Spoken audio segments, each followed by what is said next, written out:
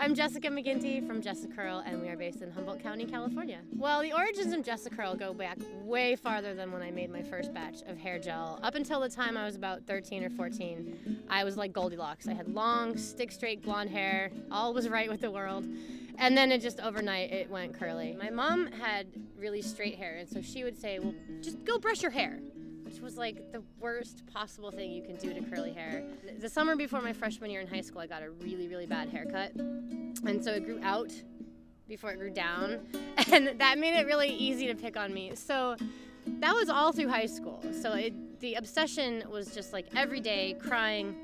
And that was sort of the foundation for why I would be obsessed enough about my hair to even start making hair gel. Somewhere around the time I was 21 or 22, I was just like, this is ridiculous, you know? This is something that is just me.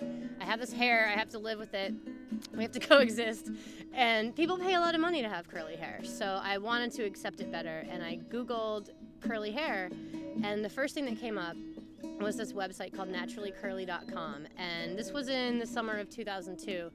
And at the time, they had like 10,000 members of people who sat around and talked about their hair. I remember thinking, oh my God, this is like my sisterhood, you know? I mean, they all had the same experience. They got called some of the same names, like Chia Pet and Mushroom Head. And so I joined this group, felt very validated that I wasn't entirely crazy. But mainly what they talk about are products. And so it was all these strangers recommending what shampoo, you know, you should try this shampoo or this hair gel or whatever. And I still didn't really like my hair, and then I had spent a ton of money. And then one day I came across a really basic recipe for hair gel made out of flax seeds. And I thought, well, that would be awesome. If I could just make my own hair gel, I wouldn't be dependent on the beauty industry anymore, and everything would be fine.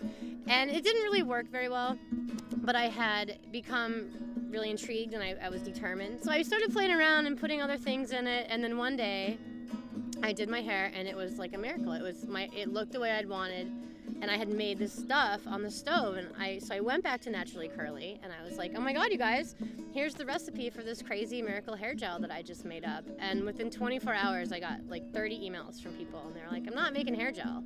Can't I just buy some from you? It's like, light bulb, you know, yeah, I suppose you could. That original flaxseed concoction is now Rockin' Ringlets, and that's still our best-selling product. People love it.